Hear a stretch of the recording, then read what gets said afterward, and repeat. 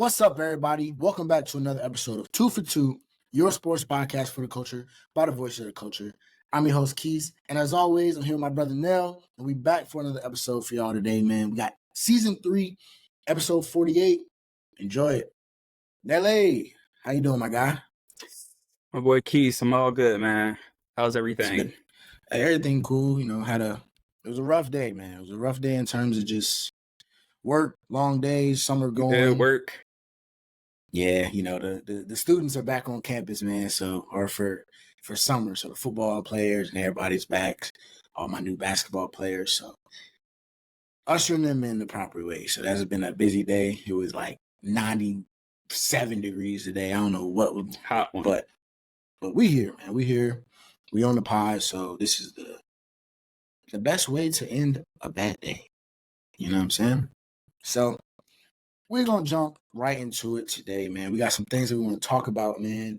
The Olympics, Demar DeRozan was traded now, and we got a little summer league action. So we're going to go ahead and start it off, man, with this Olympic talk, bro. The boys are down in Vegas, keying in for the Olympics. Summer Olympics will start at the end of the month. It's crazy that July has rolled around already. We almost had football season now. We're about to, them Cowboys finna get back rolling, so. But we've had a lot of talk about the USA roster, how this roster looks. So the first thing I saw someone on Twitter, man, they were talking about rank the 3 USA teams: the Redeem Team, the Dream Team, or let's do it in better order: the Dream Team, the Redeem Team, and now this current roster. All right, as is now. You're just looking at the rosters, looking at the names. We're not going to consider the fact that, the Redeem Team and the Dream Team already handled their business. This roster is poised for another a gold medal. So where do you rank them? How do you rank those 3 teams from first to worst? Oh, first to worst. Number 1, easily Dream Team. All those Hall of Famers, Magic, Jordan, all the depth they had at the big position. I'll take them 1, 2.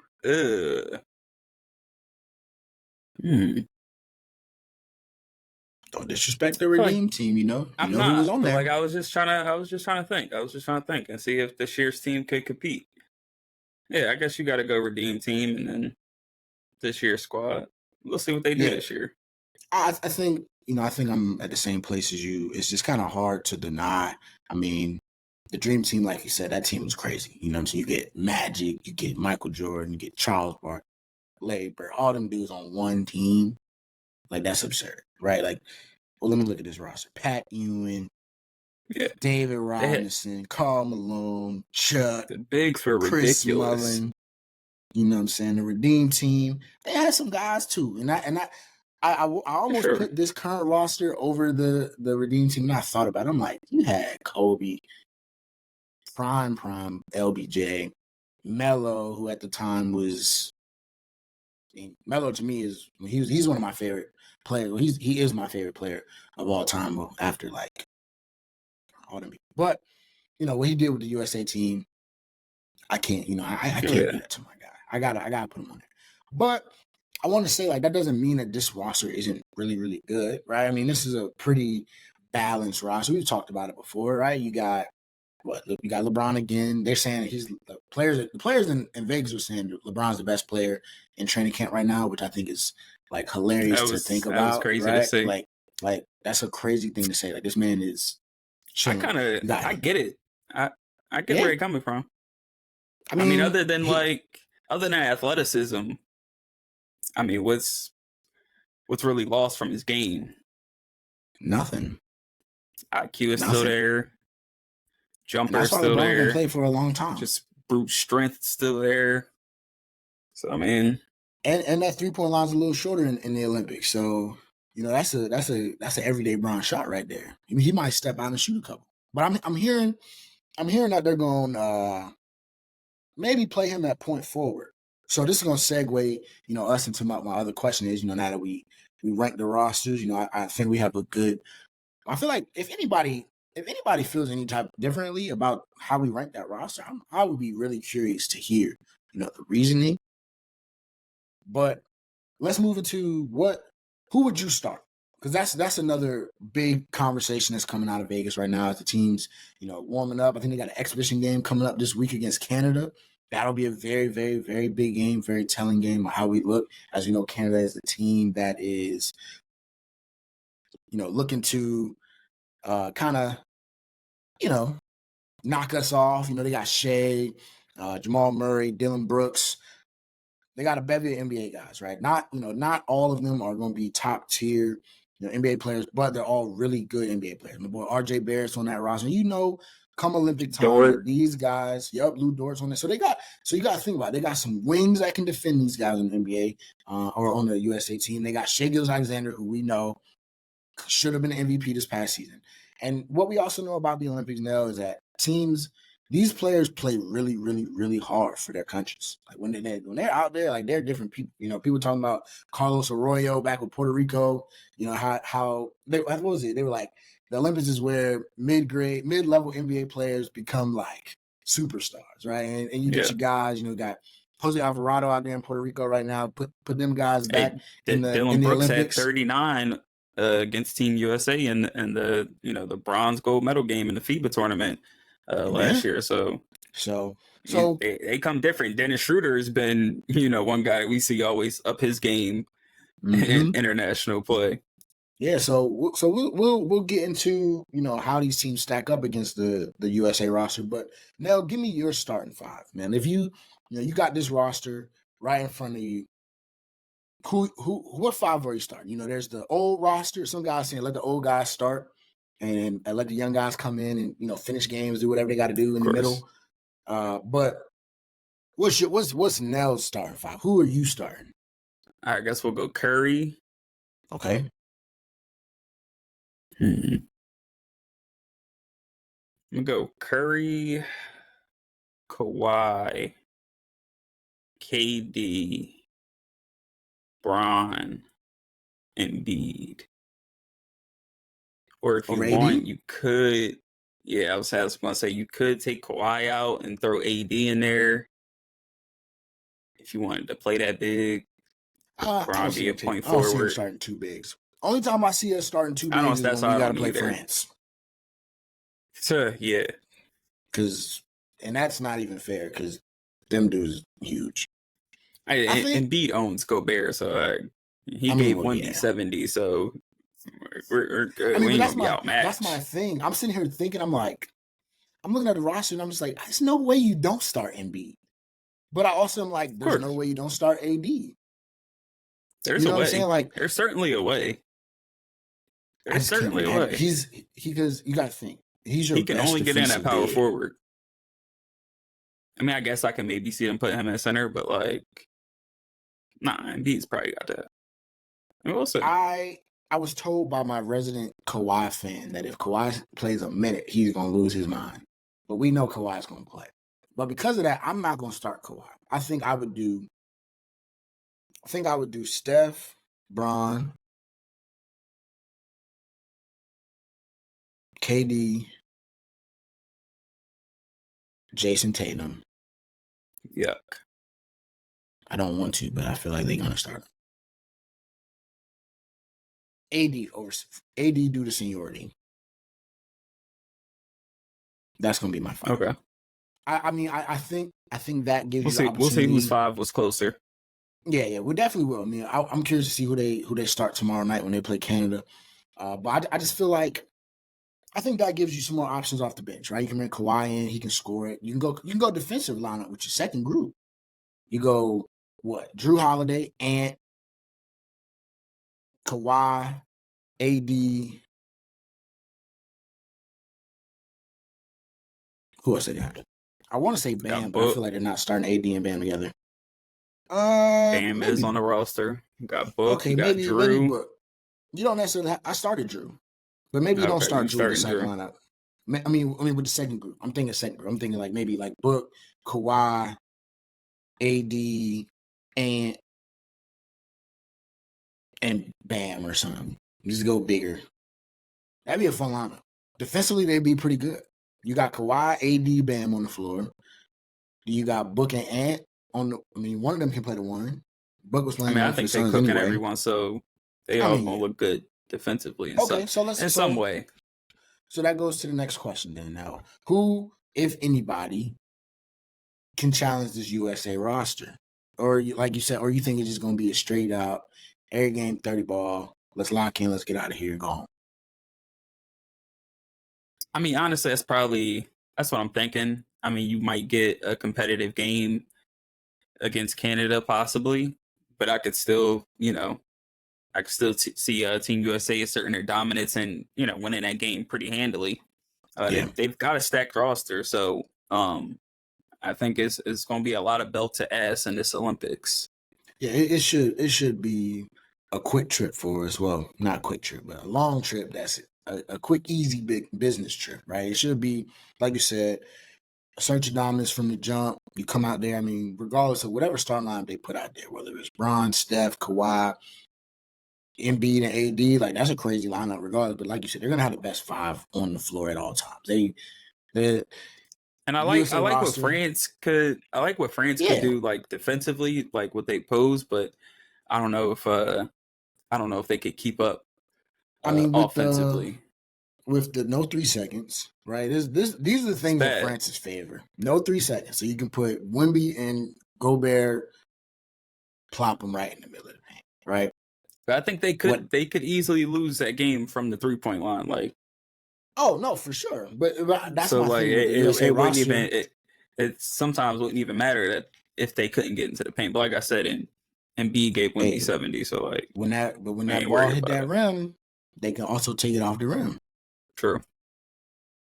I don't think France gives us a real problem. I don't think they, like you said, I don't think they have enough scoring.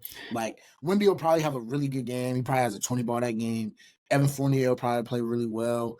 But then it's like we're not expecting anything from Rudy, right? And like you said, like the American still offensively, he's one player. Yeah, right. He's not going overseas and acting different. You're right. And if he does, I will lose my mind if he goes overseas and starts wilding out. But I mean, the American bigs aren't going to have problems with Rudy, right? Like Embiid is not going to struggle with Rudy. Even AD's not. Bam's in there to do what he has to do. So I don't think Bam's going to have a problem with him either. And I just don't think France has enough scoring. Like Evan Fournier is their leading scorer, followed by Wemby. Then it's like what? Frank Ntilikina. He's not going to do anything. So we'll see. There's other teams out there like Greece with Giannis. That's going to be a long night for him. Yeah, one man show. I think what else we got? Serbia's in. I think. I think we actually played Serbia first game of the Olympics. Rough night for him too. But it's fun to see these guys play on their play for their hometown team or their home country. Your boy Embiid caught a lot of slack on Twitter, buddy.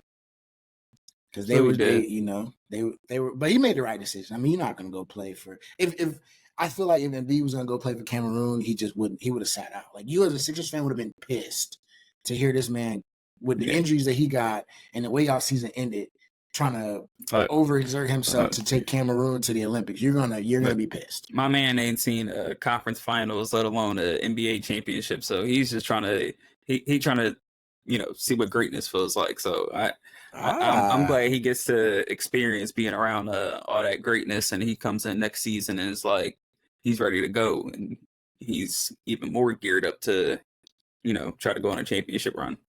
I'm glad he's part of Team USA. I must say, they beat the select roster by 1. It happens.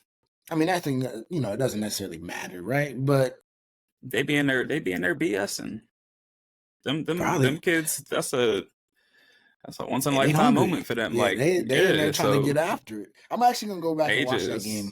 But so okay, before we move away from the Olympic talk now, we got the Group A. It's a deadly group, right? They're not in the I think the U.S. is Group C. They were in there with Serbia and some teams that aren't that good, quite frankly. Puerto Rico. But yeah, it won't be fun. It won't be pretty for those teams in the group. But in Group A, it's kind of a death group, right? We got Greece, Australia, Canada, and then the last team I always forget. Greece, Australia, Canada. I already wrote it down. Spain. All right. Now, Spain's not who they used to be. You know, they don't have the Gasol brothers in there, and I feel like Rudy Fernandez is probably still on that team, but I know they don't got Ricky Rubio and Sergio Llull and all those guys. I think Juan Hernan Gomez and some guys. Who do you think makes it out of this group, man? Or who makes it out of this group in first? If I'm not mistaken, don't the top 2 teams in the group go? Maybe. I'm not sure. Yeah, I'm not 100% sure. I was reading something. I think they said Canada. Canada for I assume sure. we both have Canada as the lock. Canada. So I could. I don't know. Like I don't watch a lot of international play. So like I don't know. Is it impossible for Giannis to like solo this and just like get like 40 and 15 every game? No, but I'm gonna take Canada, and I feel like Canada and France should be like the leading teams in this, but France not in that group. No, France not in this one. I think so. Let me look. All right, then Canada by a landslide. Canada by a landslide. You know, they beat Croatia by 11. Slovenia by almost 20. Greece beat Egypt by 23. I mean, you don't like Australia? I'm with the Boomers, man. Patty Mills is a gamer in the Olympics. Are you crazy? They should have put Ben on the roster. Let me look. I think they have... I'm rocking with Canada. All right. I'm going to take them too. I think Australia will give them some trouble. You did all that just to take them. I mean, I'm not stupid. I just said I don't think Spain is going to really be that big of a threat this year. I don't think Giannis. It'll be cool to watch Giannis, but I don't think Giannis is pulling them boys too. He can't solo us. Nah, man. Australia got all them NBA guys. I'm rocking. I think Australia might be sneaky. They might give Canada a little trouble. I've seen Olympic Patty Mills. That's all I can say. And I know that. And I know they got what? Ingles. They got Giddey. You sure that's a good thing? Hey, Giddey plays well in the Olympics. You know he's back with his guys. Like, they don't do all that extra. Like, where they from, he could. No, I'm going to rock with Shea, Jamal Murray, Dort. Okay. We'll see. Dylan Brooks. I'm gonna give Canada the edge because they have a little bit better players, but that Australian team, I promise you, just gonna be sneaky. It's gonna be sneaky. All right. Now, we had some big news as well through the trade. What's the word I want? Trade mill. Let's go with the trade mill. Your boy DeMar DeRozan is on the move to the Sacramento Kings in a 3-team trade between them, between the Bulls, the Kings, and the Spurs. Now, DeMar DeRozan is finally a Sacramento King, which is funny to think about, right? Because that wasn't somebody that we talked about. We talked about him going maybe to one of the LA teams, but never the Kings. You know, they're still in Cali. But the Kings, they move Harrison Barnes to the Spurs, and the Bulls get to unload DeMar DeRozan. Do you think there's a clear winner in this trade? How do you feel about this trade that's moved the needle on the Kings? And how do you feel about the Spurs now that they've added Harrison Barnes? They had a pretty good summer. Could we see the Spurs sneak into the play-in this year? A lot to unpack there. So let's start with who won this trade. I'm going to say, I mean, the Kings got the best player out of this, so they'll be in the best position of either of these teams next season. The Bulls, I don't know what they've done this offseason. They can't unload Zach LaVine, one of their best players. They pretty much got nothing in return for, well, I got Josh Giddey and some second-round picks and Chris Duarte for DeRozan and Caruso. They probably could have got a lot more for DeRozan had they traded him at the deadline. So just letting him walk for 2 second-round picks and a backup guard is kind of crazy. Spurs getting Harrison Barnes, another good move, adding another vet player in there. It's, been to the playoffs, knows how to play in a role. So that'll be a good move for them. As far as them getting to the play-in, I just think the West is like just too stacked. Like Wemby's gonna have to take an insane jump, and I think he will. I think he's going to be a lot more involved. I think he's going to be a lot more. I think he's going to be a lot more involved in the offense than his rookie season. But I mean, you think about just the play-in teams last year. The Kings, who just got DeRozan, got a lot better. If the Pelicans, who got DeJounte Murray, if Zion's healthy, they're a lot better. The Lakers are still with LeBron and AD. They're going to be in the mix. The Warriors, excuse me, they'll still be in the mix. The Rockets were in the mix until the last final couple of games last year. The Grizzlies will hopefully have a healthy Ja Morant this upcoming season. That's another team that, you got to contend with. So it's going to be a lot of, like, we could see like 12, 13 teams, fighting for that, last playing spot. So it's gonna be a Wild West coming up. Yeah, the Wild West is back, truly. I'm glad that you mentioned Memphis because they will be back and they won't be a playing team. I can tell you that much. After watching Zach Edey, they won't be a playing team. That team, as long as Ja Morant stays out of trouble and healthy, ridiculous. Marcus Smart was banged up last year too. Yeah, they'll be fine. Jaren Jackson, Dane, like that was a perennial playoff team, before Jaren Jackson will never have to play the 5 again. He's happy right now. Jaren Jackson can block shots from the backside, and shoot threes, which is all he wants to do any freaking way. Yeah, so I don't necessarily love the DeMar trade though. No, I think I don't love it on really. The only front that I really love the trade is for the Spurs. I think getting Harrison Barnes is a good pickup for him. I think, you add another vet. He kind of fits. He feels like a Popovich guy. Like you can play him. You don't got to play him a ton. You start him. You still got Keldon Johnson over there. You still got Devin Vassell over there. You added Chris Paul. So if nothing else, like that roster now, that 5 is way better than they were last year. Last year they were starting Jeremy Sohan at the 1. You know what I'm saying? And they didn't know they want to start Keldon. They didn't know they want to start Vassell. They had Trey Jones out there. But now you get Chris Paul. You can start Vassell. You can start Harrison Barnes. You can start Sohan and Wemby together. And they can be a good team. I think the plan is possible. Kind of to your point that it's going to require that Wemby leap, which I think is definitely going to happen. And I think I'm it's for sure going to happen. But will it be good enough to? Right. What did the Warriors? How many games did the Warriors win? 46 or something like that. Sounds about right.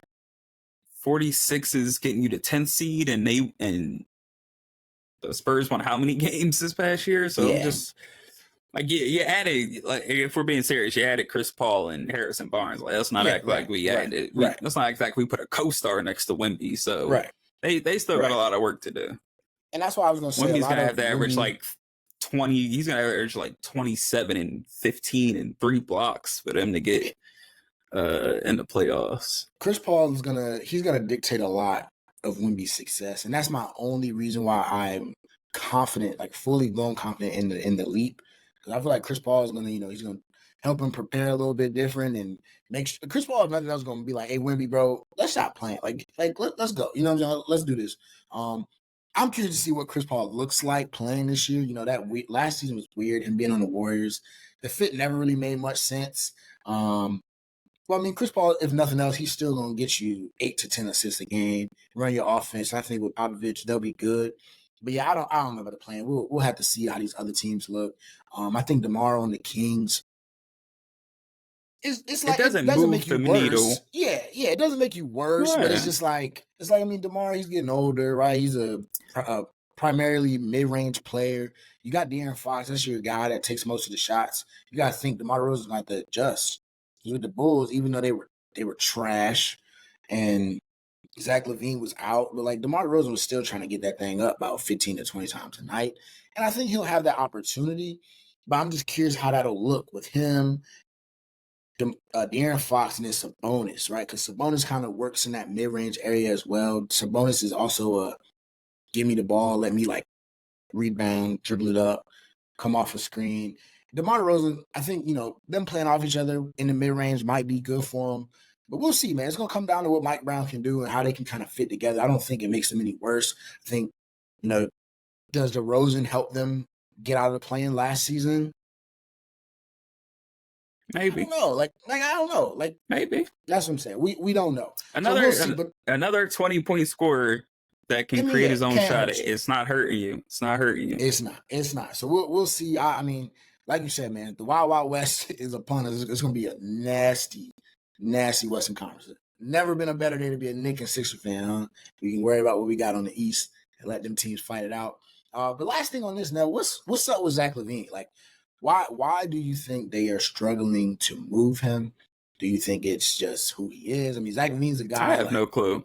I was confused when the report came out. I was confused when the report came out that teams they were attaching first round picks to him, and teams still didn't want him. So honestly, I don't know. I mean, I know his contract is pretty crazy, but hey, at this point, seems like a guy that can get you 25 a game. Could help a couple franchises. I think being in Chicago, it's just time for him to go. I mean, Zach LaVine, he's one of those Cali guys, right? He plays basketball pretty flashy, very explosive, microwave type of scorer. But he's a guy I watched this man get 40 multiple times, and it was easy. He be jacking, but I mean, that's what good players do in the NBA, right? They be jacking. So I don't know, and I don't even know with all the movement, the fact that he's the last guy kind of just standing. I don't even know who takes a shot. I don't see why LA is not kicking down the door. They're like, hey, let's just get this deal done. You know what I'm saying? At this point, the Lakers, the Clippers, one of them two teams are the only two teams in my mind that I can be like, hey, y'all really need him. I can maybe if the Bucks really wanted to take a weird swing, you know what I'm saying? Maybe you add him to play the two alongside Dame, but it's also you kind of got Chris Middleton. But where's he at? He doesn't really play defense either. So you kind of get Dame 2.0, but he's not as good as Dame. So I don't know, but there's teams that could use Zach LaVine. We're I feel like they're acting like Zach LaVine is some round the way, get you 12 to 15 kind of guy. This guy was anywhere between 20 to 25, really 27 in a good situation. He can score the ball, he can play. Great athlete. The injury thing I think was overblown. Just for the fact that I don't think he cares to be in Chicago. I don't know. Y'all. The good thing is y'all aren't getting them, and we ain't either. There was a point where I would have taken him. I know. I was begging for it. Yeah, after them first dominoes fell, and you was like, "Damn, what's going on with my Sixers, man?" You was looking for him, but hey, I'll take PG8. Yeah, let's talk about that. What is up with that, yo? What? You don't like it? No. Was it for Kobe or something? Didn't he say something about Kobe? Yeah. Number 8. My boy Skip Bayless said PG is nothing but PG. Pretty good. I will take pretty good. I don't understand. People be acting like that's an insult. Damn. I have to remember. Do you know you know what Tobias was? PT. Pretty terrible. That's what he was. I will take PG over PT.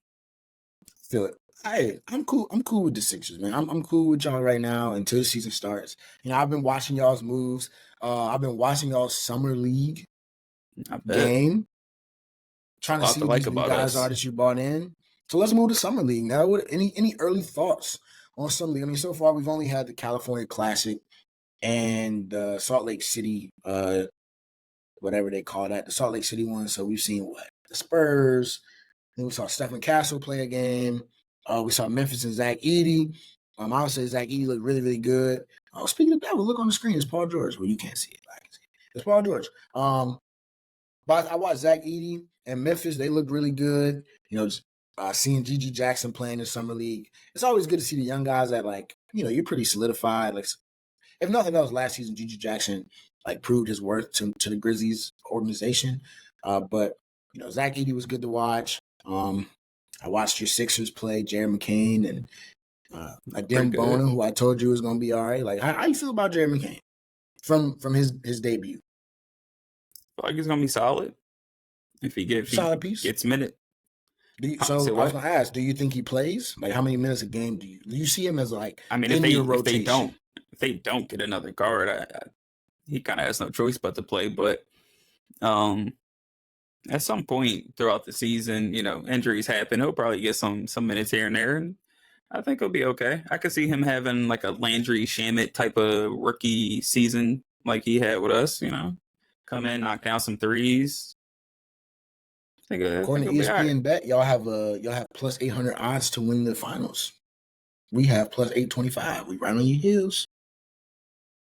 Yeah, on the heels. Okay, and gonna stay there. We're not doing this today. We also got to see what Cody Williams play for the Jazz. Jalen Williams' little brother, he had a pretty chill game. He only had like 6 points. Isaiah Collier, he played as well for the Jazz. He had a pretty good game. Keontae George with a 30-point game. I'll forget my boy 5 for 21. Ricky Council. Let's not forget about my boy Ricky Council, the 29 piece.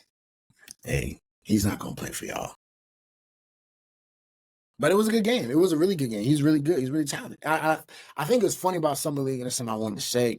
I was watching Jared Dudley do an interview, and he was talking about like how people have to learn how to like absorb and watch Summer League, right? Because it's like he's like, there's going to be guys that get 25 and they will not play a minute in the NBA. There's guys that'll get 5 points in this Summer League and they'll play, right? Like he was just going on about what you got to look for. Guys that got to how it's more of. It's less about can you score, but do you run my offense correctly? Can you make the right pass, make the right reads? And so the good thing about Summer League now is that you get to watch these young guys play. I think Jeremy Kane just got an assist. You get to watch them play and get a real feel for how good they really are, and then you can you gotta bring yourself down and realize most of these guys are rookies.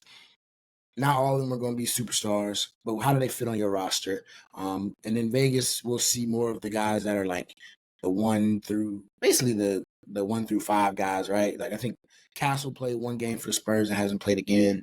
Edie played, like I said, and he's not playing in this game right now. But somebody did play in 1 game, the first Summer League game of the year. Bronny James and the Los Angeles Lakers. Dalton Connect, Bronny James. Bronny got hurt after that game. He had some knee swelling. I think he's supposed to play tomorrow, or whenever the Lakers play again. But do you have any early thoughts on the Lakers Summer League with Bronny's debut and Dalton Connect? They both didn't play great statistically, but do you have any thoughts on that? Did you get to watch Bronny play? How did you feel? What did you see? I mean, he looked like a 55th overall pick out there playing the Summer League. I mean, had some, I guess, moments. He had a jumper here, a layup there. He played basketball. That's pretty much what I can say. He played basketball. It's so funny because it's nothing to go crazy about. Yeah, like that. Like I wonder what people actually were expecting. You know what I'm saying? Like, okay, he didn't shoot it well, whatever. But it's like, were we expecting him to go for like 20? Like how many top picks actually come into Summer League and just go crazy, right? If you're familiar with Summer League, most of the guys that are going off in Summer League are probably somebody that's been in your G League system for a year or two, right? Or he's a year 2 guy that it's like, all right, you played all last season. Go out here and show me that you can be the guy for 1 game, and then let's go sit down and pack it in for the season, So it's like I really wonder what people were looking for, but that's why I brought up the Jared Dudley video, because it's like from a different standpoint, like did Bronny look good? Like, yeah, he took some good shots. Like he was in position, he tried on defense. Yeah, man, Bronny played basketball, and that's what we just got to give him some grace, man. He's a rookie. He's a young guy. It's his first game. The Summer League is a learning experience for all of these guys at the end of the day. There'll be a lot of Summer League action going on for the next week or so now. I don't know if you're looking forward to anybody in particular. I know the Minnesota Timberwolves are playing on Friday. I think that's when the Vegas Summer League is going to start. Looking forward to that. Looking forward to seeing their new point guard and seeing what kind of excitement he can bring. Yeah, Rob Dillingham. It'll be a fun. If nothing else, he'll be fun. And I think we got a battle of the 1 and 2 overall picks, and the Hawks and the Wizards. They're gonna play Friday night as well, 9:30. You know, your guy, Reese Shea, the #1 pick. So Yeah. you know, we'll you got to embrace him at this point. So we'll see. You know, him and Sar. You know Now that's just my guy. Yeah, that's your guy. That's your guy. You know, you picked them. So regardless of how good these two guys end up, you know, we talked about the draft not being, you know, super duper crazy at the top, but regardless, like in every sport, the 1 and 2 overall picks will always their careers will always be side by side. So we'll see, and we get to see them face off first thing in the Vegas Summer League. So that'll be fun for everybody to see, man. But with that, that's gonna wrap this episode up for us today, man.